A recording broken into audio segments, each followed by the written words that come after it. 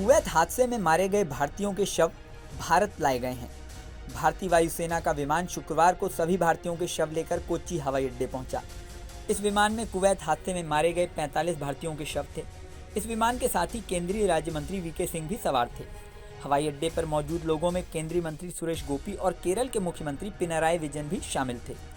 Kuwait में 12 जून को जब ये हादसा हुआ तब से लेकर अब भारतीयों के शव आने तक लगातार कई खबरें सामने आईं, लेकिन एक कॉमन सवाल लगातार उठ रहा है। वो है कुवैत में काम करने वाले लोगों के हालातों को लेकर।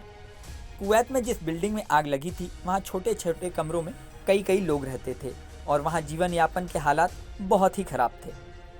बिल्डिंग में जरूरी सुविधाएं तक नहीं थीं और बिल्डिंग मानकों के अनुरूप नहीं थी।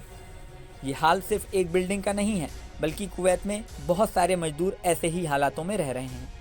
यहाँ तक कि जहाँ मजदूर काम करते हैं वहाँ भी उन्हें जुल्म और अत्याचार का सामना करना पड़ता है।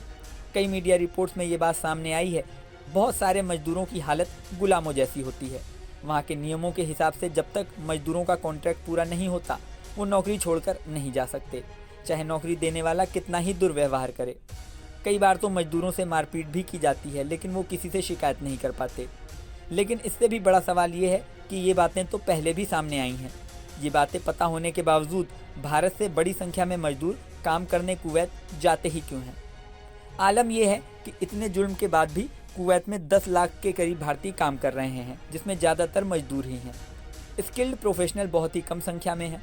कुवैत की कुल आबादी 48 लाख है, जिसमें 33 लाख विदेशी हैं। इसमें 10 लाख भारतीय श्रमिक हैं। ये कुवैत की कुल वर्कफोर्स का करीब 30% हिस्सा हैं।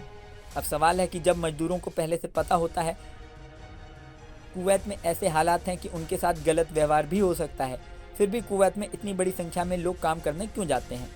इसकी बड़ी वजह है दिनार। दरअसल भारत में रुपए चलते हैं, वैसे ही कुवैत में दिनार चलता है। कुवैत की ऑफिशियल मुद्रा दिनार है। एक मजदूर एक महीने में 140 से 180 दिनार कमा लेता है। अगर भारत में पूरे महीने में 140 से 180 रुपये मिले तो ये बहुत ही कम रकम है, लेकिन कुवैत के दिनार की वैल्यू भारत के रुपयों से बहुत ज़्यादा है। मीडिया रिपोर्ट्स के मुताबिक एक दिनार को जब भारतीय रुपए में कन्वर्ट करते हैं तो ये 272 रुपये 39 पैसे बन जाते हैं। ये अमेरिकी डॉलर से भी 3 गुना से ज़्यादा हैं। अगर अमेरिका का $1 भारतीय रुपए में कन्वर्ट करें तो 82 से 83 रुपये ही बनते हैं, लेकिन एक दिनार 272 रुपये से ज़्यादा बन जाता है। ऐसे में जब कुवैत में काम करने वाले मजदूर को 150 दिनार भी मिल जाएं तो भारतीय रुपए के हिसाब से वो 40,000 रुपये से ज़्यादा बन जाते हैं। इसमें भी खाने की व्यवस्था कई बार कंपनी की ओर से होती है। अगर साल भर में कोई मजदूर मुश्किल से 200 से 300 दिनार भी बचा कर घर भेज दे तो यहाँ उसकी वैल्यू 1 लाख रुपए से ज़्यादा बन जाती है। इसके विपरीत अगर कोई मजदूर भारत में ही काम करता है तो पूरे साल में 1 लाख रुपए बचा पाना लगभग असंभव सी बात है। बस इन्हीं पैसों की लालच में मजदूर खराब से खराब हालातों में वहाँ काम करने के लिए चले जाते हैं। हालांकि अब आग वाले प्रकरण के सामने आने के बाद उम्मीद है कि वहाँ के मजदूरों के हालातों में कुछ सुधार होगा। इस वीडियो में फिलहाल इतना ही। बने रहें न्यूज़ नेशन के डिजिटल प्लेटफॉर्म पर।